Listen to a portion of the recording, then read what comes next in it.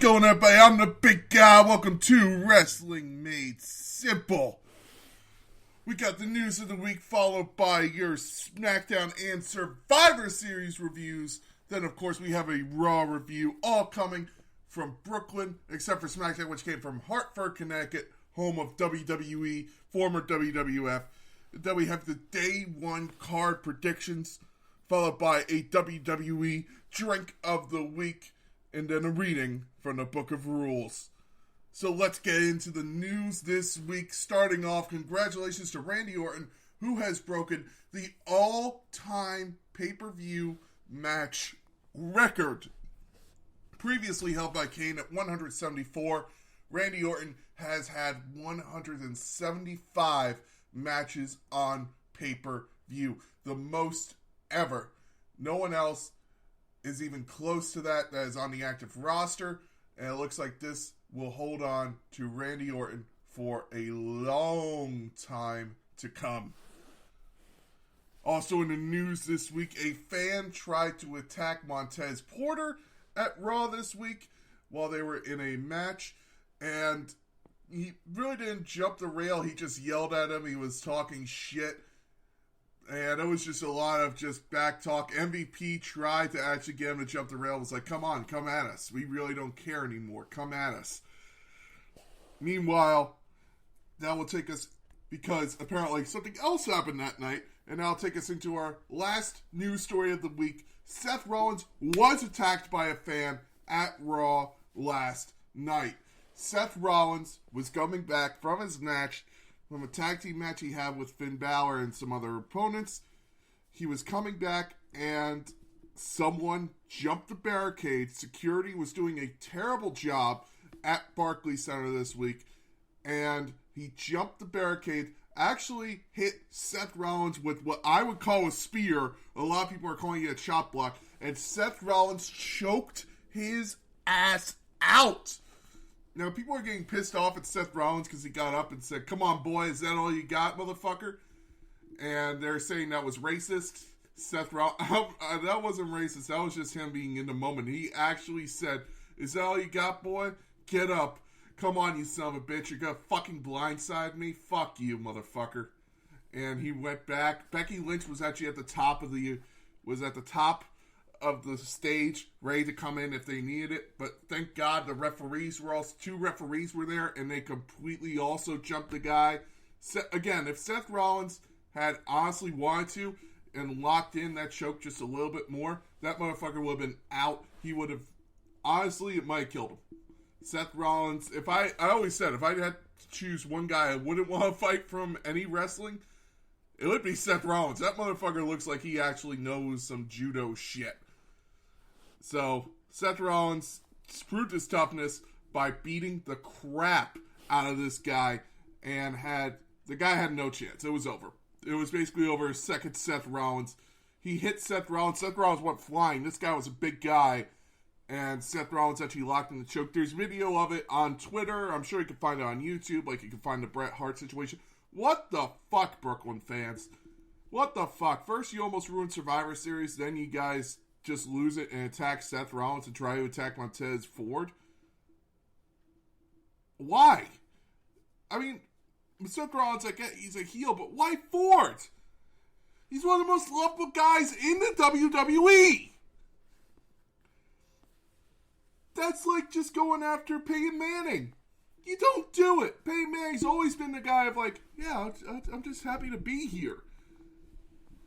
Why? Everybody loves Peyton Manning. I don't know. That was just stupid to me, Brooklyn fans. Just saying. Just saying. Alright. Let's go into your Smackdown review for this week. Oh my god, I'm pissed off now. Okay. It was the go-home Smackdown, and it kicked off with Roman Reigns in the ring, surrounded by basically the Usos, Paul Heyman, and all of Xavier Woods' King memorabilia from last week when Roman Reigns beat the crap out of Xavier Woods and stole his crown. Roman Reigns then said, "Who set this up?" And the Usos raised their hands. And he said, I don't need this. I'm already the king. I don't need to win the tournament. I don't need these stupid little gimmicks to prove I'm the king. I know I'm the king, and no one can take that away from me. Xavier Woods then came out and said, you knew I was going to win last week. You knew I was going to beat you. But you had your cousins, the Usos, come out and cause a no contest. So, I don't need that crap that's in the ring. And Roman Reigns then started to tear apart his robe, his crown, his throne. And he goes, and then you just had Xavier Woods just saying, it's all just clothes. None of it matters to me. The only thing that matters is when I beat you in the middle of this ring. So if you're a man, you'll come up to me tonight and face off with me without the Usos at your side. And Roman Reigns happily accepted this challenge. After this, we got a fatal four-way match for the last member of Team Smackdown, which was Sheamus versus Cesaro versus Jinder Mahal versus Ricochet. I knew Ricochet and Sheamus would be involved. I thought Cesaro, Jinder Mahal kind of shocked me, but I figured it was either going to be Sheamus or Ricochet to replace Sami Zayn. Sheamus would win this match after Ridge Holland got involved, costing Cesaro the match, and so Sheamus is now your part of the SmackDown Survivor Series team. In a backstage interview, Ridge Holland said Sheamus is his idol, and if it wasn't for Sheamus, he'd still be in England fighting bums on the street for money. Ridge then declared if anyone has a problem with Sheamus, they now have a problem with him. That was pretty cool to see. I like where they're going with Ridge Holland. I think teaming him up with someone like Sheamus, who, one, is a great tag team expert, two, is someone who has great experience on the main roster and has done it all.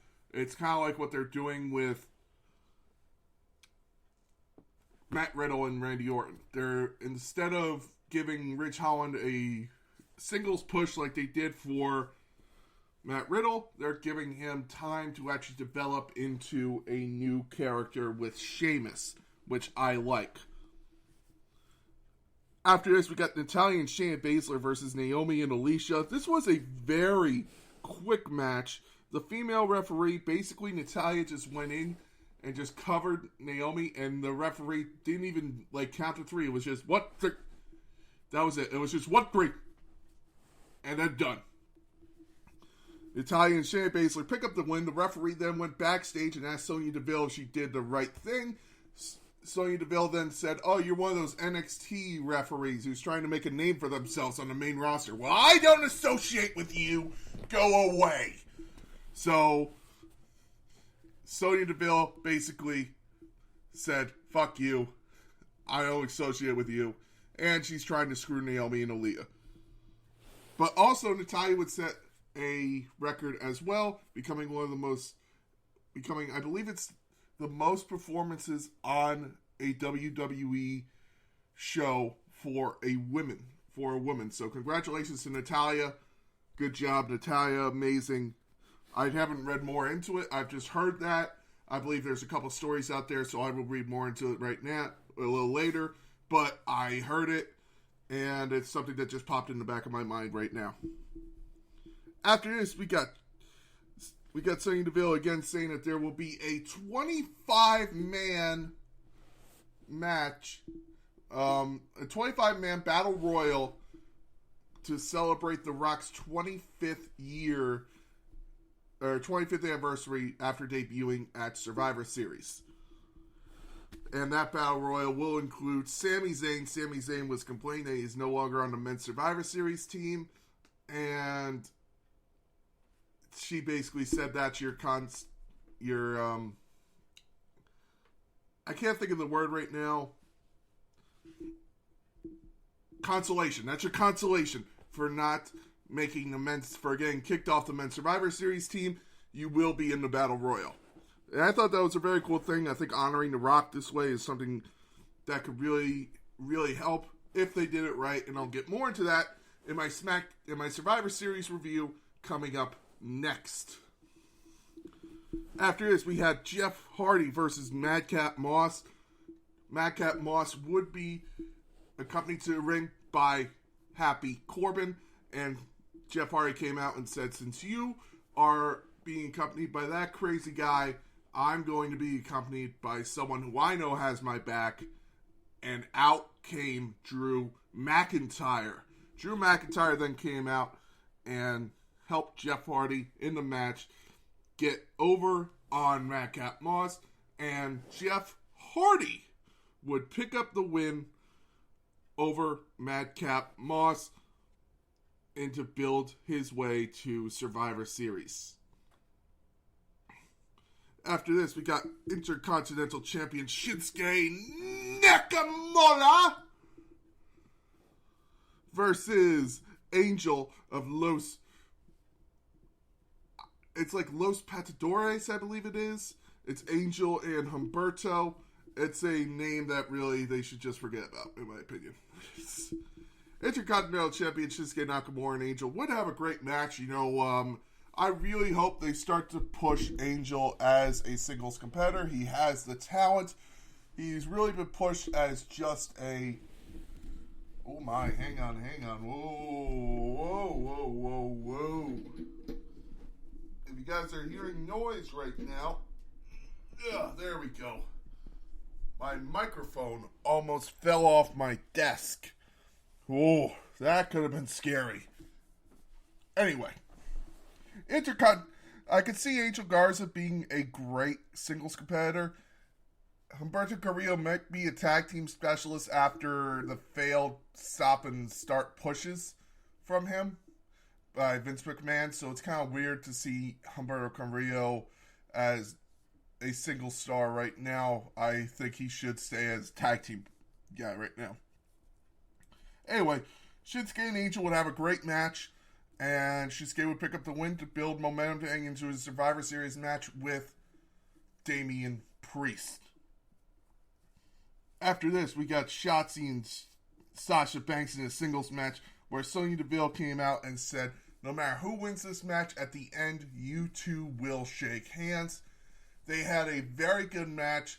Sasha and Shotzi clearly have some great in-ring chemistry. I just don't know who the fuck is the heel in this situation. That is my question. Who is the heel?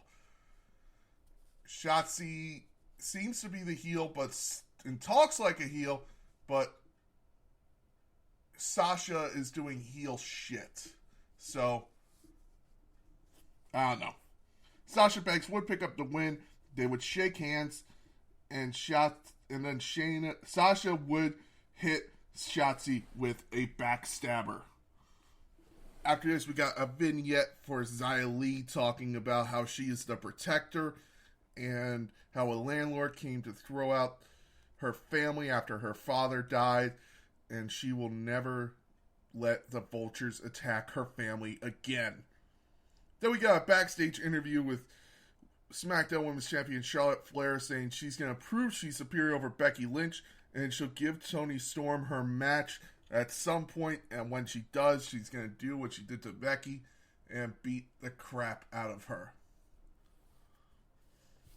And then finally, in your main event of the evening, Xavier Woods came out to the ring to basically establish himself against Roman Reigns. Roman Reigns looked at him, and by the way, this is also one of the first times in a long time we've heard Xavier Woods' entrance music. He's been with the New Day so long, so him as a singles competitor with entrance music is always very weird to me.